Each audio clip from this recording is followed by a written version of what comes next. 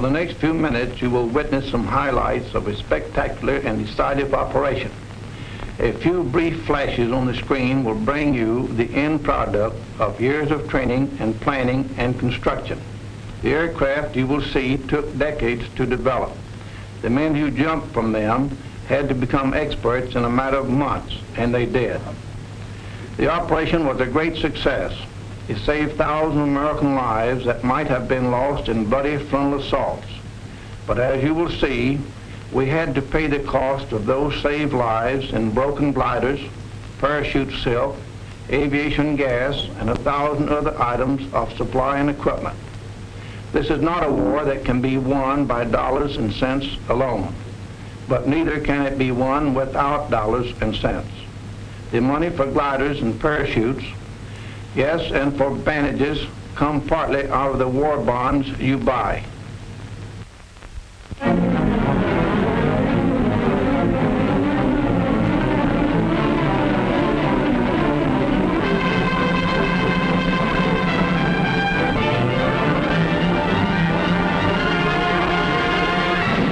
Communique number 1, June 6th, Allied headquarters. Under command of General Eisenhower, Allied naval forces supported by strong air forces began landing Allied armies on the northern coast of France. The greatest news story in 1944. D-Day, H hour. That fateful moment for which the whole world held its breath. But in the night hours of D-Day -1, long before these first assault boats nosed onto the beach, American fighting men, troop carriers, paratroops, airborne infantry, and glidermen were already there. This picture is a small tribute to those men, living and dead, who went in before H hour on D-Day, 5 hours ahead of the main force, to start the destruction of Fortress Europe. Their story begins in a village in England. Not the kind of village that you ever saw or read about, but a strange, unsightly place, one that had sprung up almost overnight and was known to its citizens as Shantytown. Its buildings were fashioned entirely from heavy boxes and shipping crates used in transporting thousands of gliders from the United States. It was a growing community. Every time a glider moved out of its crate, there were impatient tenants waiting to move in and set up housekeeping. Or perhaps a business establishment. And everyone in town was there for one purpose, for the day when they would join forces with the British to make the big jump. The jump that would carry them not only across the English Channel, but across an almost solid wall of steel and iron and guns and ruthless, determined men, trained for generations in the art of death and destruction. But impregnable as these defenses appeared, we had a plan to surmount them. The wall of fortifications stretched along the entire coast of Europe. Part of the plan called for our air forces to carry an army of paratroops and airborne infantry over this wall. The chiefs of staff wanted them dropped deep in German-held territory to establish defense areas and block the movement of the enemy reserves. Then they decided. The invasion spearhead was to strike in Normandy. Immediately, troops began to be dispatched to special takeoff points all over England, where they would stand by until the final word was given. Heroes in the making rode the highways of England that day, busloads of them. As to how they felt riding into their first real battle, well, we'll let one of them tell you.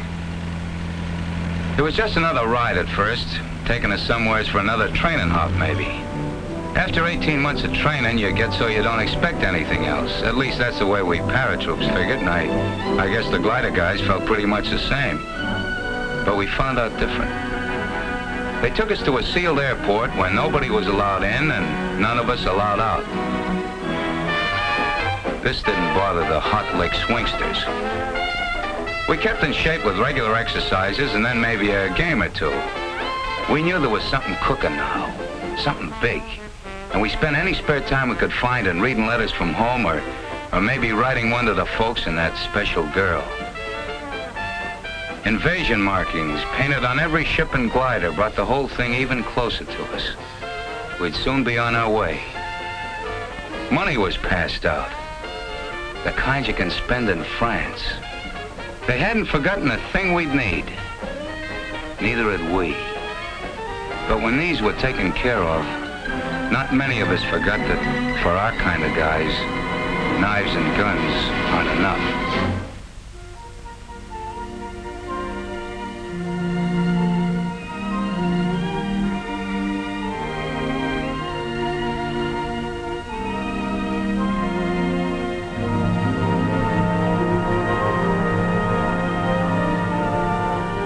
Now we were really ready. General Ike nearly tore his pants stepping over the barbed wire, but he didn't care. He wanted to talk to us.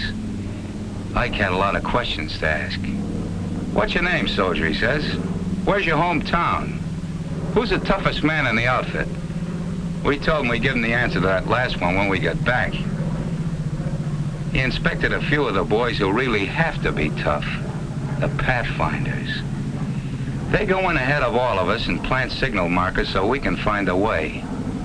They live on a steady diet of danger.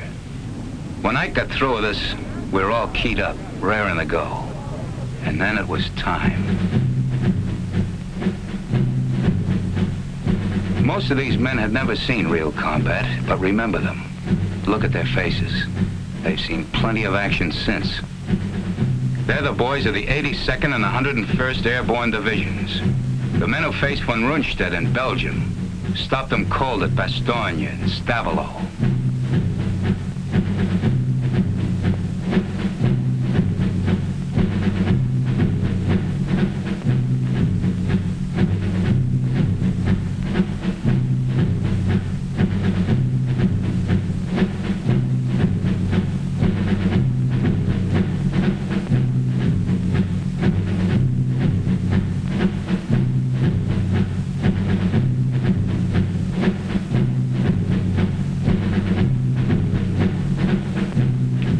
They'd given us brand new parachutes, and I remember one little guy saying he wasn't worried none about them opening because the company that made them was in his hometown, and his mother worked there in final inspection. A few of the outfits got the idea they ought to show the Germans we had Indians in America. Here they are. Indians from the Loop, from Back Bay, and the Bronx. Climbing into the ship, some of us were loaded so heavy that we had to be shoved on board by the others or we'd have never made it.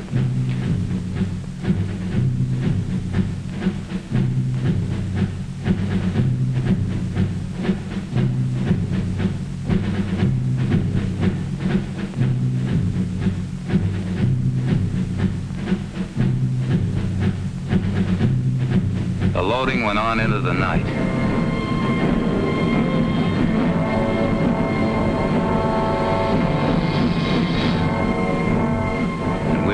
Places and ready long before takeoff time. Then we heard the roar of engines as the Pathfinder ships began hopping off.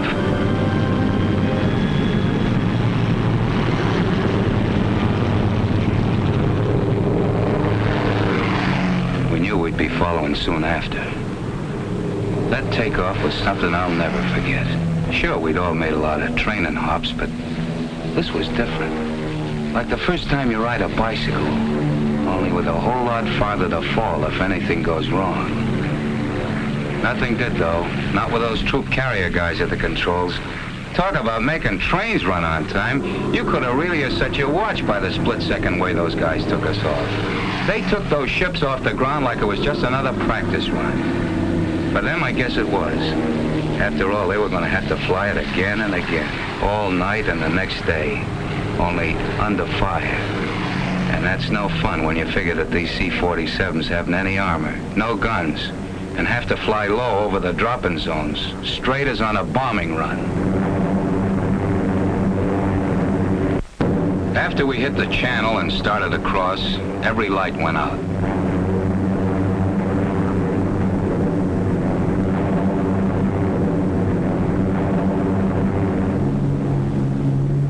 We had no idea where we were when we got the order to stand up and hook up.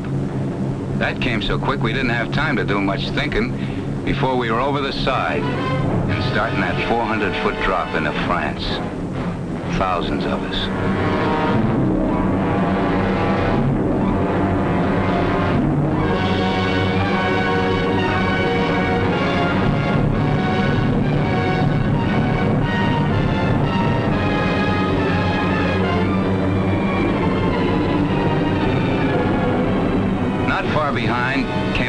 bunch of gliders. It seemed forever before they hit the ground. They were like clay pigeons for the German snipers. The glider pilots really had their hands full bringing those babies down in the dark that way. There were darn few signal lights to help them find their way. The Germans had caught on with crossfire almost from the minute they'd set down. They had to do their work lying flat on the ground. But those gliders got down. And the troops and guns inside them got into the fight. The pilots fighting right along with them. I guess we did plenty of damage that night. Yes, they did plenty of damage. Blocking road junctions, knocking out bridges, capturing fields for airstrips, and all the while, out in the channel behind them, Navy guns kept slamming away at the beaches, softening things up for the big push that would begin at dawn, clearing the way for the biggest invasion in history, the greatest movement of men and supplies.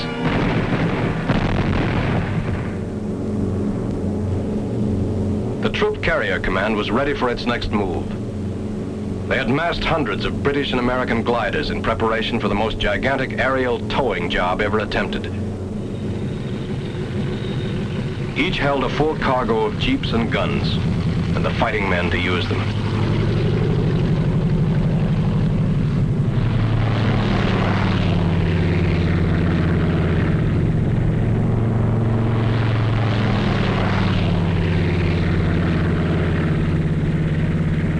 The lives and success of those who were already in France depended on the flight of this vast armada. They were greatly outnumbered and desperately needed these reinforcements. How they got them, a story of two-way air traffic and an unbroken chain of planes and gliders stretching from England to France and back again, is best told by a man who was a part of it all. Maybe we glider pilots didn't show it, but we were as excited over flying across that English Channel as Blériot must have been when he flew it for the first time, years before most of us were born. He didn't have much of an airplane under him, but then there weren't any German guns waiting for him on the other side. We did a bit of wondering about those guns as we started out over the Channel, and the lighthouses of England began slipping away beneath us. And what about the German Luftwaffe? This was its big chance. Our air forces had established air supremacy, sure. We had a regular umbrella of fighters over us. But if there was ever a time the German flyers would try anything to break through, this was that time. But we never saw a German plane. Approaching the French coast, the ack-ack and gunfire seemed harmless and far away. For those who were right in it, it was different.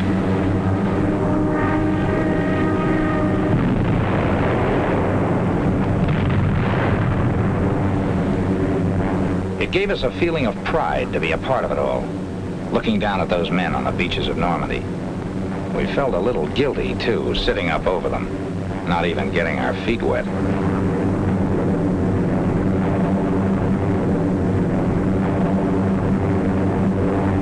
The Germans flooded entire areas to slow us up if a beachhead was established. We kept watching for those who had gone in during the night, but we only saw their parachutes. There was no sign of them.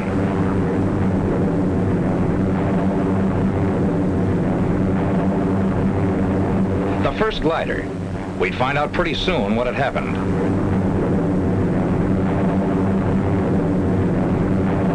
Cut loose. Roger. So long.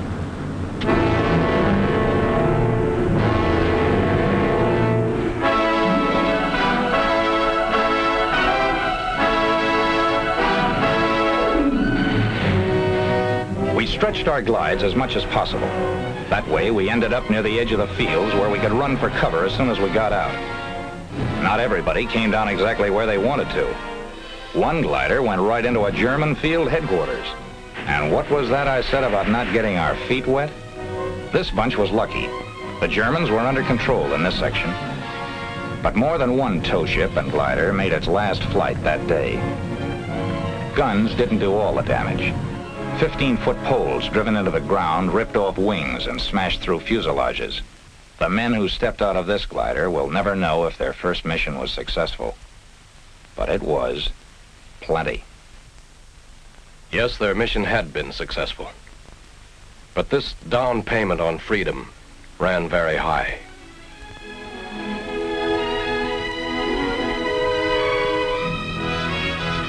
These broken wings served the highest purpose.